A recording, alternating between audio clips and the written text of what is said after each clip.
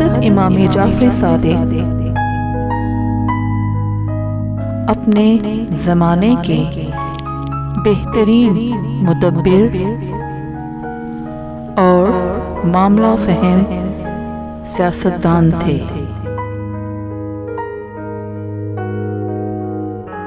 جدید بے سر و پا نظام حکومت کے برعکس کہ جہاں دین کو پرائیویٹ افیئر یعنی محض ذاتی معاملہ سمجھ کر سماجی اور سیاسی زندگی سے الگ کر دیا جاتا ہے، وہاں امام جعفر صادق کہ جنہوں نے دین اسلام کو حیات نو بخش کر فقہ جعفریہ کی بنیاد رکھی کے مطابق دین کو حکومت کا اور حکومت کو دین کا لازمی حصہ مانا جاتا ہے۔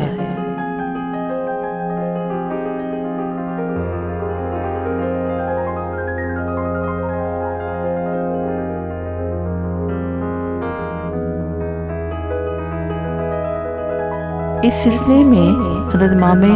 جعفر صادق نے اپنے صحابی سے ایک بار فرمایا، اسلام 5 چیزوں پر قائم ہے: نماز، زکوٰۃ، حج، روزہ اور ولایت۔ آپ کے شاگرد نے آپ سے پوچھا، ان 5 چیزوں میں سب سے افضل اور برتر چیز کون سی ہے؟ تو امام نے فرمایا، ان میں ولایت سب سے برتر ہے، کیونکہ ولایت ہی تمام دیگر افعال کی چابی ہے، اور حاکم وقت لوگوں کو اس چابی کے استعمال سے ان باقی 4 احکامات کی طرف رہنمائی کرتا ہے۔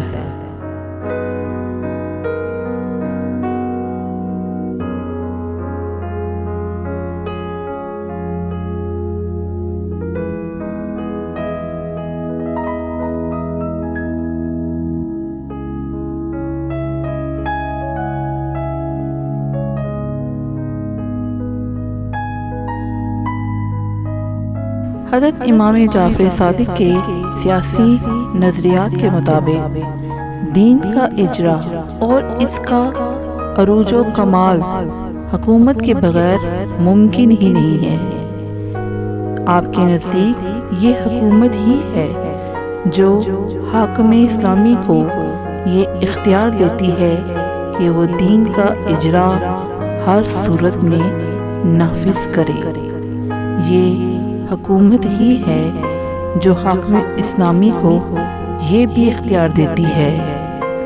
کہ وہ دین کے خلاف ہونے والی ہر سازش کو مکمل طور پر ختم کرنے کی اہلیت رکھتا ہے۔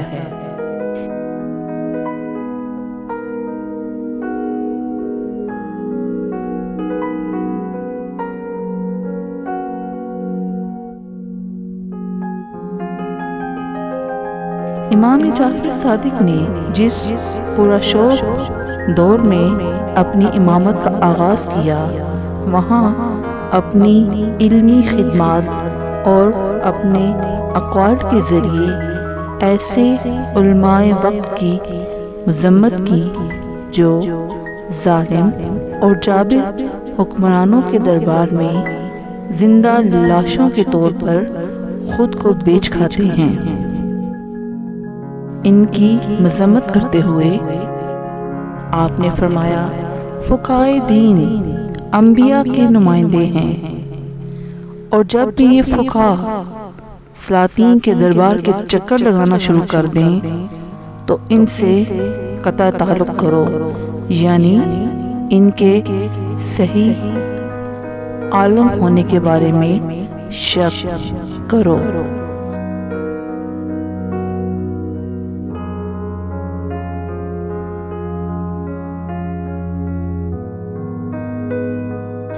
آپ نے اپنے علمی جلسات میں حضرت صلی اللہ علیہ وآلہ وسلم کی یہ حدیث کئی بار دہرائی ہے کہ فقہاء انبیاء کے نمائندے ہیں کہ جب تک ان پر دنیا حاوی نہ ہو جائے۔ پوچھا گیا یا رسول اللہ دنیا کب حاوی ہو جاتی ہے؟ تو آپ نے فرمایا ظالم سلطان کی اطاعت کے وقت۔ اور جب تم ایسا دیکھو تو اپنے دین کو ان سے جدا کر لو۔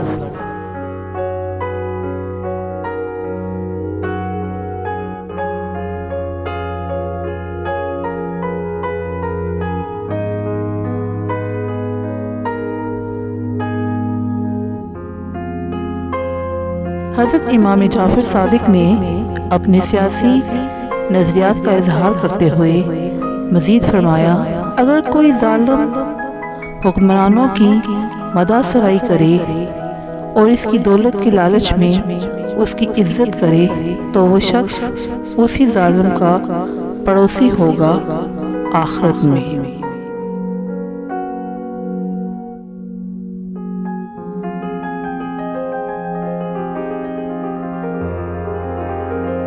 حضرت امام جعفر کے دور امامت کے دوران اس زمانے میں بنی امیہ اور بنی عباس کے خلفاء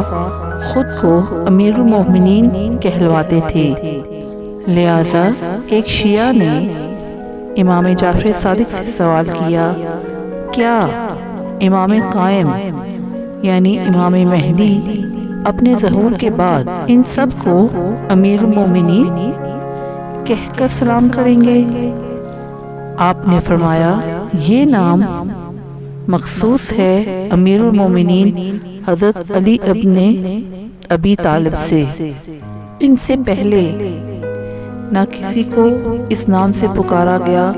اور نہ ہی ان کے بعد کسی کو اس نام سے پکارا جائے گا مگر کافر۔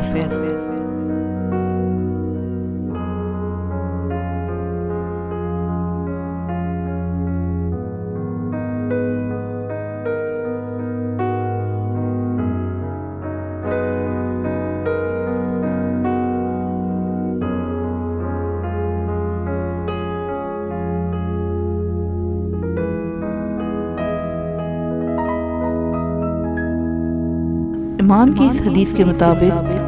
قیامت تک آنے والے ہر مسلمان پر یہ بات واضح کر دی گئی کہ جو اپنے آپ کو امیر المومنین کہلوائے گا وہ کافر ہے، کافر ہے، کافر ہے۔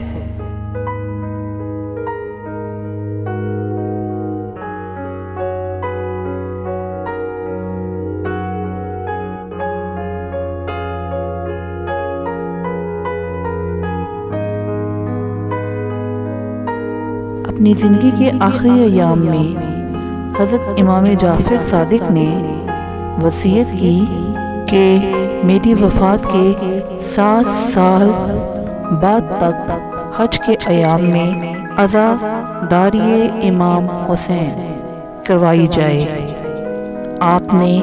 اس عزاداری کے لیے اپنے مال میں سے کچھ حصہ بھی مقرر فرمایا۔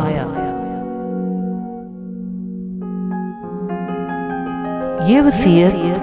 آپ کے پرتدبیر سیاسی نظریات کی بھرپور عکاسی کرتی ہے، کیونکہ ان مجالس کے ذریعے دوسرے افراد امام کی مظلومیت سے باخبر ہو جاتے تھے اور ان کو پتہ چلتا تھا کہ کس طرح امام پر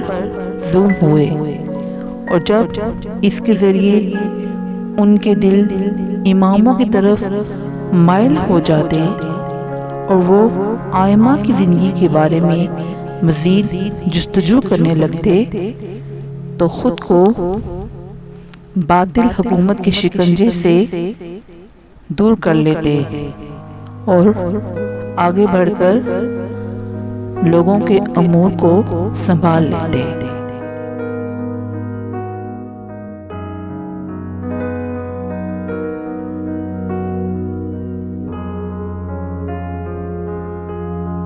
حضرت امام جعفر صادق کی اس پرتدبیر وصیت کا معنوی فیض آج بھی جاری ہے، کیونکہ آج بھی ہر باطل حکومت کے لیے دنیا کے کسی حصے میں جاری عزاداری امام حسین ایک کاری ضرب کے طور پر ان کے باطل سوچ پر گراں گزرتی ہے۔